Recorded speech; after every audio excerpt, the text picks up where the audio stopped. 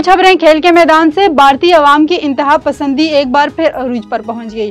भारतीय कप्तान सूर्य कुमार यादव को सद्दार एशियन क्रिकेट काउंसिल से हाथ मिलाना महंगा पड़ गया। सोशल मीडिया पर भारतीय अवाम ने अपने ही कप्तान को आड़े हाथों ले लिया।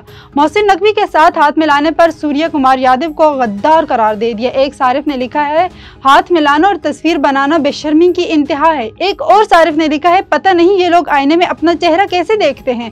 भारतीय कप्तान ने एशिया कप की ट्रॉफी की रौनमाई के दौरान मोहसिन नकवी से हाथ मिलाया था। मेंस T20 एशिया कप के दूसरे मैच में भारत ने यकतरफा मुकाबले के बाद मुत्तहिदा अरब अमारात को 9 विकेटों से शिकस्त दे दी। भारत ने UAE की जानिब से मिलने वाले 78 रन का हदफ 4.3 ओवर्स में 1 विकेट के नुकसान पर बाआसानी हासिल कर लिया। भारत की जानिब से अभिषेक शर्मा 30 रन बनाकर आउट हुए, जबकि शुभमन गिल 20 और सूर्य कुमार यादव 7 रन के साथ नाकाबिले शिकस्त रहे। मेंस T20 वर्ल्ड कप 2026 मुमकिन तौर पर 7 फरवरी से 8 मार्च तक मुनक्किद होगा।